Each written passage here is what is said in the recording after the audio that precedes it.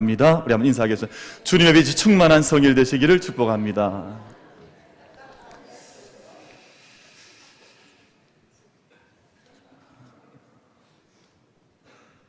레오 톨스토이의 단편 소설 가운데 구두장이 마틴이라고 하는 짧은 단편 소설이 있는데요. 이 소설에 등장하는 주인공 구두장이 마틴은 낮에는 열심히 구두를 고쳐주고 또 저녁이 되면 자기의 모든 일과를 마친 후에 열심히 말씀을 읽는 그런 사람이었습니다. 한우는 성경을 읽고 이제 잠자리에 들려고 하는데 예수님의 음성을 듣게 됩니다. 어떤 음성을 듣는고 하니, 마틴, 내가 내일 너를 찾아가마 라고 하는 그런 감동을 마음속에 이제 받고 음성을 듣게 됩니다. 다음날 아침이 되자 이 구두장이 마틴은 가슴이 설레기를 시작합니다. 내가 오늘 예수님을 만나겠지 하고 그 설레는 마음을 품고 예수님이 오시기를 종일 일하면서 기다리게 됩니다. 근데 그날 마틴은 여러 사람들을 만나게 되는데, 그가 만났던 사람은 늙은 청소부 슈테판이라고 하는 늙은 청소부를 만납니다. 그리고 아기를 안고 추위에 떨고 있는 한 젊은 여인을 만나게 되고, 그리고 사과 하나를 훔치려다가 주인에게 붙잡혀서 혼이 나는 한 어린 아이를 만나고, 그를 잡았던 그 야채가게, 과일 가게의 한 할머니를 만나게 됩니다. 이 사람들을 만나면서 구두장이 마틴은 생각하기를, 어느 때 예수님이 오실까?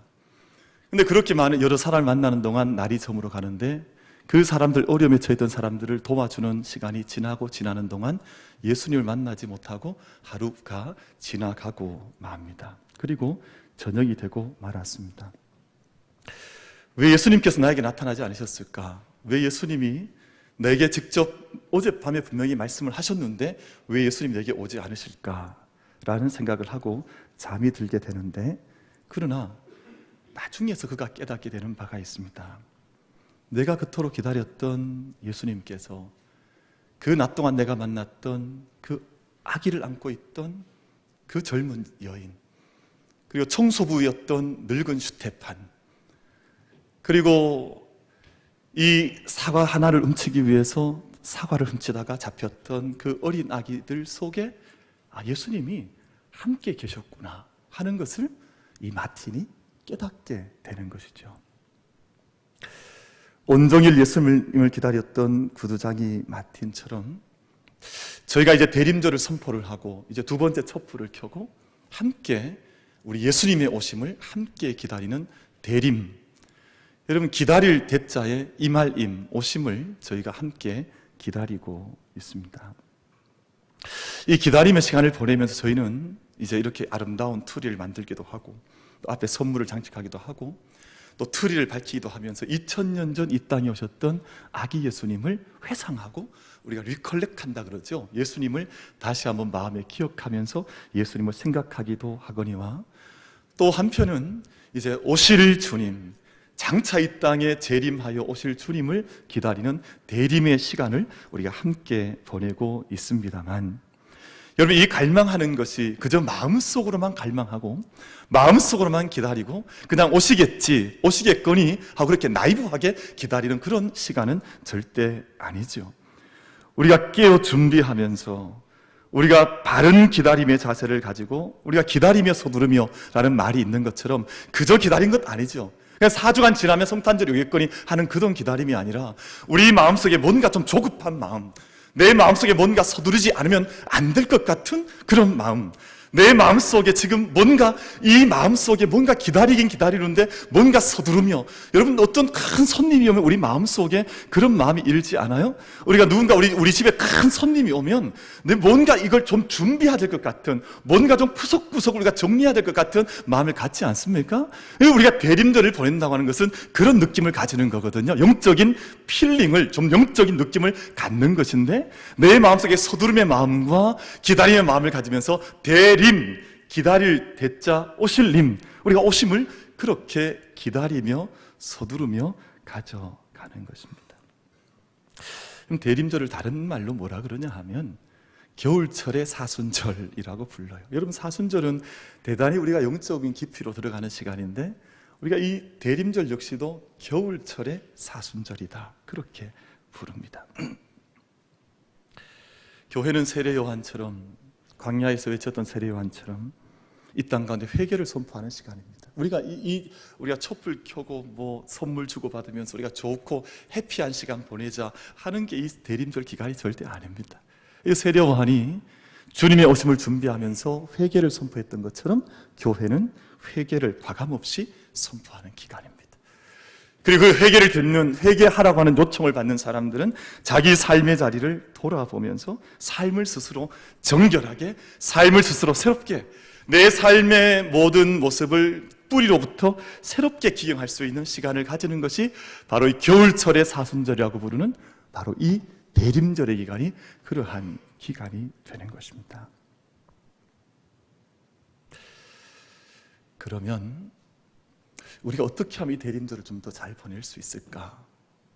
제가 몇 가지 말씀을 전하면서 우리 대림절 둘째 주일을 함께 말씀 안에서 함께 지나가고자 합니다. 첫 번째는 오늘 말씀 가운데 저희가 읽은 이 누가복음 3장 말씀 가운데 하나님의 말씀이 빈 들에 있던, 우리말로 하면 광야, 빈 들에 있던 요한에게 임했다라고 말씀을 합니다. 하나님의 말씀이 그 빈들 가운데 나가 있던 요한에게 임하여서 그 말씀을 만나는 사건이, 말씀과 충돌하는 사건이 요한에게서 일어나게 됩니다. 하나님 말씀이 빈들에 있던 요한에게 임했다 하는 이 말씀은, 여러분, 말씀은 빈들에서도 세상에서도 절대 길을 잃어버리지 않습니다. 여러분, 말씀은 반드시 임해야 할 그 자리, 하나님 만남이 필요한 반드시 그 만남을 기다리고 그 말씀을 준비하고 그 말씀을 이제는 소망하고 서두르며 기다리며 그 말씀을 이제는 준비해왔던 그 사람에게 그것이 비록 빈들이라 할지라도 장소에 개의치 않습니다. 그 장소가 문제가 되지는 않습니다. 반드시 만나야 할 그 사람을 말씀이 찾아오셔서 만나신다는 것을 오늘 본문 이 말씀이 우리 가운데 가르쳐 주고 있습니다. 주님의 말씀은 제약을 받지 않습니다. 바벨론 그발강가에 서 있던 에스겔에게 주님의 말씀이 그 자리에도 임하셨지 않습니까? 밤모섬 저 멀리 외딴섬 가운데 유배가 있던 사도 요한에게도 주님의 말씀이 임하지 않았습니까? 빈들 한가운데 나가 있던 세례 요한에게도 하나님 말씀이 임하지 않았습니까? 여러분, 이렇게 하나님 말씀을 맞이하고 하나님 말씀을 경험하는 사람들의 특징은 그들의 모든 영혼이, 그들의 중심이 들 사람이었다는 거예요. 오늘 우리말로, 우리 한문으로 표현하면 야인이라 그러죠. 야인, 들 사람. 그럼 들 사람이라고 하는 표현의 뜻이 뭡니까? 순정한 정신을, 오염되지 않은 정신을 가지고 있었던 믿음의 사람이었다는 뜻입니다.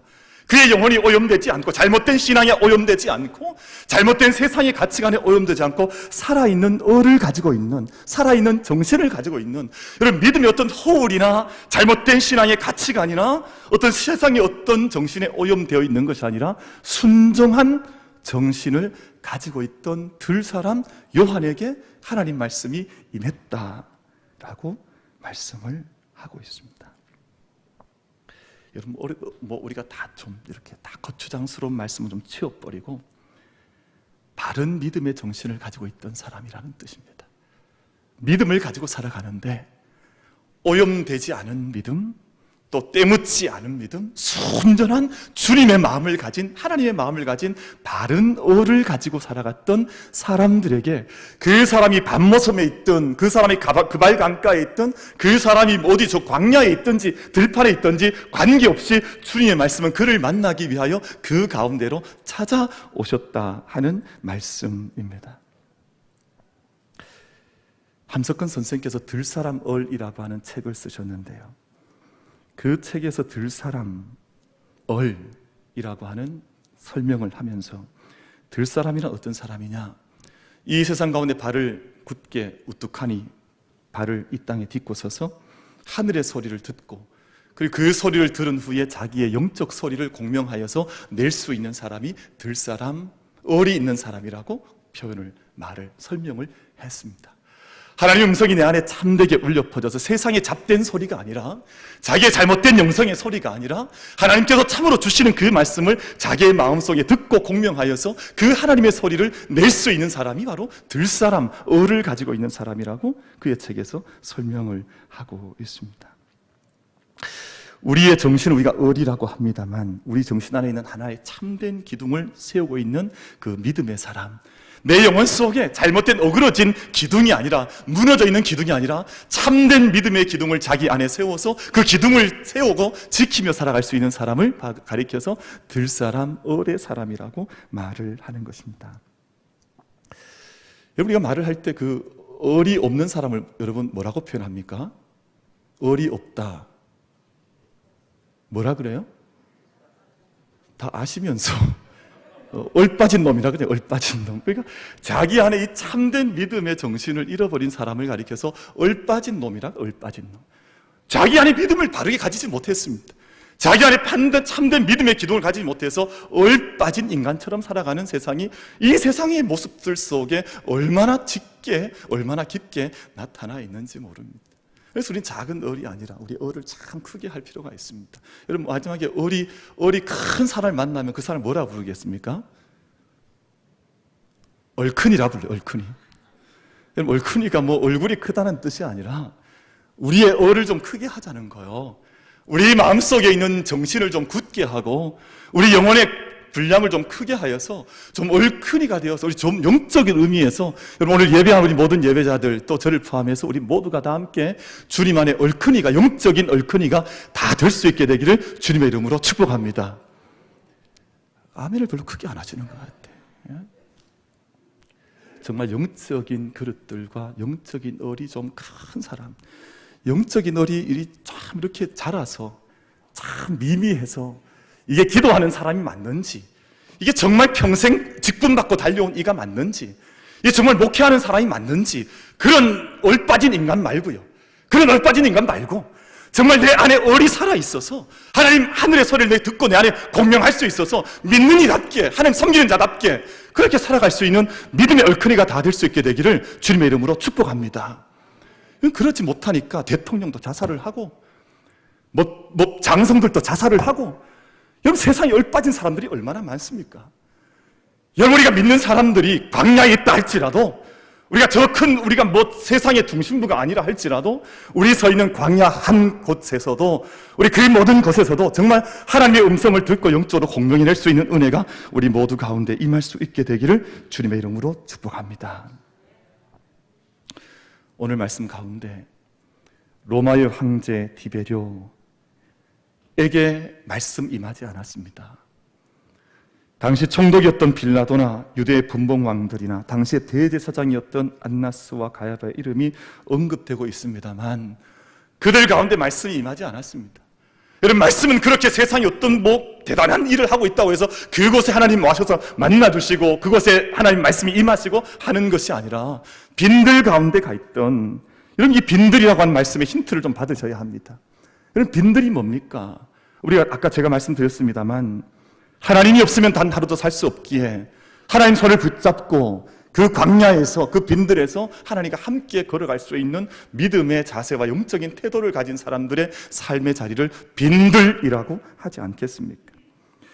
제가 즐겨 듣는 찬송 가운데 제가 기회가 되면 이 찬송, 어떤 흑인이 이 찬송을 너무너무 한국말로 잘 불러서 저도 대단히 매료가 되어서 이 찬송을 많이 듣고 있는, 광야를 지나며, 여러분 이번 주간에 한번 이렇게 한번 CCM 혹시 찾을 수 있으시면 유튜브에 한번 들어보시면 좋겠습니다. 광야를 지나며.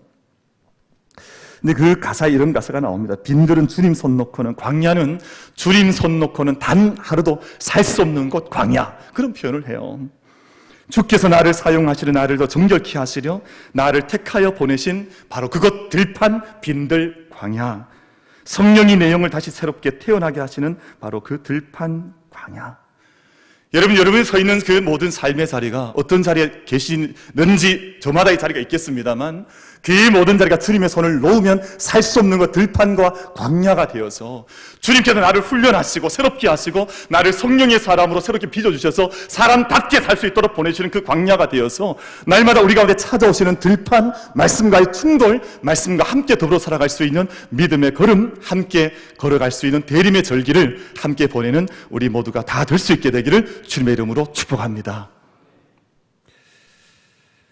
우리가 주님의 오심을 잘 준비하려면 우리가 회개함으로 주님의 오심을 준비해야 합니다. 여러분, 세례 요한은 예수님이 오시기에 앞서서 강력한 회개를 선포했습니다. 그리고 믿음의 영적인 쇄신 운동을 펼쳐 나갔습니다. 여러분, 이 잠들어 있던 시대를 눈을 감고 잠들어 있는 영적인 그 어둠의 시대를 깨우는 놀라운 도전을 세례 요한이 그 광야에서 들판에서 선포를 했는데요. 이것이 얼마나 강력했던지 유대 전 땅, 유대 온 땅에 이것이 강력한 도전이 되어서 이게 물결이 막 치듯이 올라가서 온 유대 들판을 깨우는, 그래서 잠들어 있던 모든 사람들 여기에 찾아가면 내가 잠을 깨어날 수 있을까? 마음속에 믿는다 했지만 이게 믿는 건가 정말? 여기에 대한 고민을 가지고 있던 사람들이 그 들판으로 찾아와서 내가 어떻게 하면 믿는 바처럼 믿을 수 있을까? 묻고 거기에서 세례받는 신앙의 갱신 운동이 그 들판 가운데서 일어나기를 시작을 했습니다. 그 세례 요한의 선포에는 거침이 없었습니다. 요즘 목회자들은 눈치를 많이 보거든요. 왜냐하면 이 얘기하면 이 사람의 상처받을까? 또 이 이야기하면 또 이분이 또 눈 감고 상처받아 버릴까? 또 이 이야기하면 다 요즘은 뭐라 그러면 목사님한테 와서 저한 목회자들한테 와서 하는 말이 있습니다. 목사님 한 번만 더 그 이야기하면 나 교회 떠날 겁니다. 막 미치겠어요 정말. 무슨 믿음이 이런 믿음들이 다 있는지. 정말 오늘 세상의 믿음이 믿는 바가 맞는지, 하나님 앞에서 우리가 정말 믿음의 자세를 어떻게 가지고 있는지, 이 사실은 좀 질문이 좀 많아요. 여러분, 옛날에는 교회가 재정이 부족하다고 해서 교회가 고민하지 않았습니다. 여러분, 그것을 장로님들께서 교회 앞에 말도 하지 않았습니다. 왜냐하면 장로님들께서 그 부족한 만큼 감당을 했습니다. 그걸 교회 앞에 무슨 고민거리처럼 내놓은 적이 없습니다.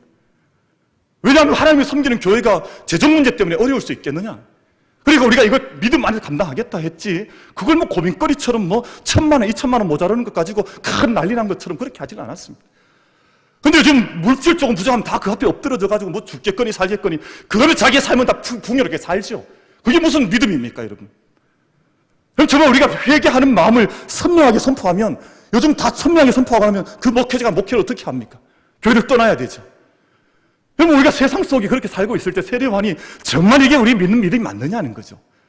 우리가 다 함께 회개하고, 그러니까 그곳에 많은 사람들이 찾아와, 그럼 우리가 어떻게 믿는 말을 어떻게 가져갈까? 그렇게 회개하며 가슴을 짚고, 내 삶 속에 너희가 무슨 부정한 일을 한 게 있는지, 그러면 각자를 회개하고 함께 살아가자. 영적인 운동이 광야 한복판 가운데서 일어나지 않았습니까? 그럼 세례 요한은 은유를 사용하지 않았습니다. 예수님은 비유를 사용하시고 은유를 사용했지만 그 길을 준비했던 세례 요한은 지금 길 준비하는 사람이 무슨 은유 사용하고 비유 사용해서 여유롭게 사용해서 길이 준비가 되겠습니까? 그러니까 거침없이 그냥 불도저처럼 그 길을 밀고 나가서 그 길을 만들어 나가서 주님의 오심을 준비했던 사람이 세례 요한이었습니다. 예를 들자면 세례 요한은 이 병자가 있는데 요즘 병 수술하려면 뭘 해야 됩니까? 마취해야 되잖아요. 근데 세례 요한은 마취하지 않았습니다. 그냥 있는 그대로 그냥 메스를 대고 그냥 수술을 해나가 버렸습니다. 왜냐하면 이 수술을 하지 않으면 우리 세대가 주님의 오심을 준비할 수 없기 때문에, 우리 모두가 정말 주님의 오심을 우리가 정말 기다리려고 하면 우리가 정말 회개하고 우리 주님의 오심을 정말 우리 영적으로 준비가 되어 있는지 깊게 살펴서 가야 하기 때문에 메스 대고 그 자리에서 직접 수술을 감당을 해버렸습니다. 그러니까 그 자리에 왔던 모든 사람들이 예수님 만난 건 아니었지만 예수님의 오심을 준비할 수 있는 사람들로 준비되었던 것이 바로 광야의 사건이었습니다. 그 가운데 바리새인들과 서기관들이 찾아왔죠. 그랬더니 큰 종교 지도자들과 이 당시의 지도자들 아니었습니까? 요즘 교회는 이런 사람들 오면 문 활짝 열고 제일 앞자리 주고 이렇게 어서 오십시오 이야기합니다. 환영합니다. 근데 세례 요한 그러지 않았습니다. 독사의 자식들아 이렇게 표현을 했습니다. 너희가 너희 껍질에 물 뿌린다고 너희 속이 변할 줄 아느냐? 너희 삶을 바꾸고 여기에 나오라. 그렇게 선포를 했습니다. 삶을 바꾸지 않은 채 그저 바리새인과 서기관으로 살면서 종교생활 하는 것이 무슨 의미가 있느냐? 너희 안에 너희 속을 바꾸지 않으면, 너희 뿌리를 바꾸지 않으면 너희 오늘 살아가는 모든 모습은 독사의 자식에 불과하다. 이것이 세례 요한의 선포의 내용이었습니다. 너희가 아브라함의 자손인 것을 자랑하지 말아라. 너희가 육체적으로 아브라함의 자손이고 뭐 목사의 자식이요 장로의 자식이요 이거 자랑할 거 아무것도 없다는 거. 왜냐하면 이 돌들로도 아브라함의 자손이 하나님은 되게 하실 수 있으니 너희가 가지고 있는 외적인 거 다 자랑하지 말고 너희가 정말 너희 안에 참된 하나님에 대한 갈망과 변화에 대한 마음을 가지고 있는지 그것을 보고 나에게 나오라. 이것이 사도 요한이 전했던 하나님에 대한 강력한 선포의 내용이었습니다. 그래서 속사람을 바꾸는 속사람을 내년에 우리 교회 많은 임직자들이 서게 되는데요, 뭐 15분이 임직 받는다고 중요한 게 아닙니다. 그 직분을 받은 들 속사람이 바뀌지 않으면 무슨 의미가 있습니까, 여러분? 목사로 살아간들 이게 그 가운 입고 말씀 선포하고 여기서 기능적으로 이렇게 설교한들 무슨 의미가 있습니까? 이 안에 자기의 뿌리가 바뀌지 않으면, 이 안에 내면의 세계가 요동쳐서 이게 강물처럼 바뀌어져서 텀오일이 일어나서 이게 완전히 바뀌지 않으면 무슨 의미가 있겠습니까? 그래서 세례 요한은 돌들로도 아브라함이 달성이 될 수 있으니까 그거 자랑하지 말고 너희 속사람의 뿌리를 새롭게 하라, 그렇게 강력하게 선포를 해나갔습니다. 최근에 나온 이제 지금 상영 중에 있는 영화 가운데 재미있는 영화가 한 프로 있어요. 완벽한 타인이라고 하는 영화인데 혹시 보신 분 계십니까? 우리는 주로 영화를 보지 않고 늘 말씀과 기도에만 전무하고 있기 때문에 보신 분은 없을 줄 아는데, 내용이 그렇습니다. 어린 시절 강원도 속초에서 몇 아이들이 아주 정겹게 자라납니다. 함께 자라는 아이들이 잘 자랐습니다. 34년이 세월이 훌쩍 지나고 난 후에 이 부부 동반으로 부인들과 함께 한 자리에 모여서 하루 저녁 집들이 파티를 함께 한다는 영화의 내용 설정입니다. 친구들이 모두 잘 장성했습니다. 다 좋은 대학을 나오고, 한 친구는 성형외과 의사가 되고, 한 친구는 변호사가 되고, 또 한 친구는 선생님이 되고, 한 친구는 사업가가 되어서 저마다 아주 좋은 이제 잘 장성해서 함께 만나서 하룻밤 함께 파티를 즐깁니다. 어릴 때 월삭을 보면서, 일식을 보면서 이 밤 시간을 보냈던 그 흥겨운 마음을 다시 한번 불러일으키면서 그 일식이 일어나는 밤에 함께 파티를 가지게 되는데, 함께 식사를 하면서 한 사람이 그런 제안을 합니다. 하나의 게임을 하자는 거죠. 우리가 서로 평생을 살아왔으니 40대 중반까지 함께 서로 뭐 숨기는 거 없이 살아왔으니까 이제 우리 안에는 비밀도 없으니까 우리가 오늘 게임을 하나 하자는 거예요. 저녁 먹는 동안 우리가 함께 핸드폰을 식탁 위에 다 올려놓자는 거예요. 그리고 핸드폰을 올려놓은 후에 그 저녁 먹는 동안만 한 게임을 해보자. 그래서 그 전화가 와도 다 함께 오픈을 하자는 거예요. 그래서 요즘 눌러놓으면 소리 다 들리는 거 있잖아요. 그 뭐라 그러죠? 스피커폰. 그래, 스피커폰 다 함께 같이 듣고, 카톡이 와도 카톡하면 그것도 다 같이 보고, 그리고 이메일이 와도 다 함께 공개를 하고, 뭐 메신저가 와도 다 함께 하고, 뭐 그런 게임을 하자 그러니까 처음에 괜찮을까 하다가 그래도 우리가 다 잘 알고 있으니까 함께 이제 오픈을 해서 그렇게 게임을 해보자 해서 게임을 시작을 하게 됐습니다. 그런데 얼마 시간이 지나지 않아서 전혀 서로 알지 못했던 비밀들이 그 짧은 식사 시간을 통해서 하나씩 터져 나오기를 시작을 합니다. 이 정신과 전문의 안위를 두고 있던 이 성형외과 의사가 자기 아내가 이 정신과 의사인데 자기 아내 몰래 정신과 다른 정신병원을 찾아가서 상담받는 사실이 이 전화를 통해서 밝혀지게 됩니다. 선생님이었는데 이 선생님이 어느 날 갑자기 자기 모든 직장을 그만두고 자기 홀로 교육에 대해서 고민을 하는 줄 알았는데, 알고 봤더니 그것이 아니라 이 자기의 성정체성, 자기가 동성애자가 된 것을 친구들에게 숨기기 위해서 교단을 떠났던 것이 밝혀지게 됩니다. 자기 친구들 사이에서, 잘난 친구들 사이에 열등감에 사로잡혀 있던 한 친구가 이 사업을 잘하는 것처럼, 그리고 신혼생활을 잘하는 것처럼 생각했던 이 친구가 사실은 이 전화가 오는데 보니까 실제로 바람둥이라고 하는 사실이 이 시간을 통해서 밝혀지게 됩니다. 한 아주 깐깐한 변호사인데요, 자기 아내에게 율법적인 잣대를 들이는 것처럼 깐깐한 변호사인데, 외모양으로 볼 때는, 외적으로 볼 때는 너무너무 자기 삶을 잘 관리하는 변호사였는데, 밤만 되면 이 야한 성적인 동영상이 날라오는 그것이 이 전화를 통해서 밝혀지게 됩니다. 그러니까 이 한 시간 남짓한 이 식사 시간 동안 지금까지 너무너무 잘한다고 생각했던 모든 사람들이 완벽한 타인인 거예요. 이 영화의 말미에 어떤 한 이제 자막이 나오냐 하면 이런 자막이 나옵니다. 사람은 누구나 세 개의 삶을 산다. 공적인 나, 개인적인 나, 그리고 비밀의 나. 세상의 사람들의 모든 삶 속에 때로는 공적인 삶을 살고 때로는 개인적인 삶을 살지만 사실은 비밀의 나를 가지고 있어서 이게 도대체 이 뿌리를 들여다보면 전혀 완벽한 타인과 같은 삶을 사는 사람들이 이 세상에 얼마나 많은지. 여러분, 이 영화가 요즘 인기예요. 왜냐하면 이 자기의 삶과 너무나 일치하거든요. 여러분, 우리도 한번 핸드폰 내놔 볼까요? 우리도 한번 핸드폰 내놓고 한 시간 한번 우리도 이 게임을 한번 해볼까요? 그럼 그 한 시간 핸드폰을 통해서 우리가 서로를 알게 될 때 정말 완벽한 타인처럼 느껴진다면 우리가 어떻게 하겠습니까? 여러분, 오늘 교회 돌아가시기 전에 핸드폰 다 내놓고 가십시오. 제가 한 시간 동안 제가 한번 다 들어보겠습니다. 여러분, 근데 이것이 현대인들의 비극입니다. 너무 친밀한 것 같았지만 알고 보니 너무나 낯선 사람이 되어 있는 거죠. 정말 이가 내가 알고 있던 그가 맞는가? 여러분, 이런 일들이 이 땅 가운데 얼마나 많은지 오늘 우리가 알고 있던 모든 것들을 온전히 바꾸어서 우리 삶의 모든 것들을 온전히 새롭게 기경해서 정말 우리가 오시는 주님에 대한 기다림의 이야기들을 우리가 스스럼 없이 부끄럼 없이 내어놓을 수 있도록 우리의 이야기들을 써나가야 할 것 아닌가 하는 것이 바로 대림의 우리에게 주어진 도전의 이야기일 것입니다. 여러분, 믿음이라고 하는 것은 우리 삶에 대한 궤도로 수총을 언제나 요청하는 것입니다. 여러분, 언젠가 이 지구가 이렇게 계속 이렇게 우리가 태양을 공전하다 보면 언젠가는 큰 행성과 함께 부딪힌다는 거잖아요. 그래서 나사에서 하는 중요한 일 가운데 한 가지가 이 부딪힐 수 있는 가능성이 있는 궤도 안에 있는 어떤 별을 미리 찾아가서 이것을 처리하는 일도 나사가 늘 연구하는 중요한 연구 가운데 하나입니다. 우리가 어떤 큰 일을 앞에 두고 있을 때 언젠가 그 일이 오게 될지 모르지만 우리 그 일을 오게 될 분명히 믿고 준비하는 사람들로 우리의 삶 속에 있는 궤도를 주님의 궤도로 늘 맞추어서 수정해 나가는 것. 여러분, 우리가 완벽한 타인 같은 생명 없는 삶이 아니라 거짓으로 덮여있는 삶이 아니라 우리 모든 삿간과 모든 일들의 궤도를 수정해서 우리 삶 가운데 켜켜이 쌓여있던 삶의 쓰레기들을 깨끗하게 정돈할 수 있는 시간이니까 여러분, 대림의 기간은 얼마나 축복된 기간인지 모릅니다. 여러분, 대림의 기간이 우리가 성탄이기 때문에 세상에 저희 백화점처럼 기뻐하는 것이 아니라 우리 안에 삶의 모든 것들을 우리가 겨울에 맞이하는 사순절로 우리가 온전히 보내어서 우리 삶의 모든 이야기들을 정말 새롭게 다시 한번 정결하게 하고 우리가 새롭게 하고 모든 삶을 새롭게 삶의 궤도를 수정할 수 있는 영적 은혜가, 영적인 축제가 우리 모든 예배자들 가운데 임할 수 있게 되시기를 주님의 이름으로 축복합니다. 여러분, 주님의 오심을 준비하는 가장 좋은 길은 주님을 직접 만나는 것입니다. 이것이 궁극적인 소망이에요. 이건 목적이니까요.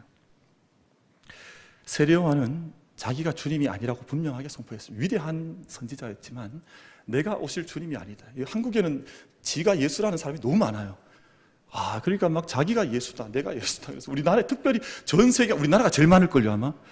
그러니까 지금도 병원에 가면 여러 분 있다 그러더라고요. 근데 세례 요한은 그렇게 얘기한 적이 없습니다. 나는 준비케 하는 광야의 소리다.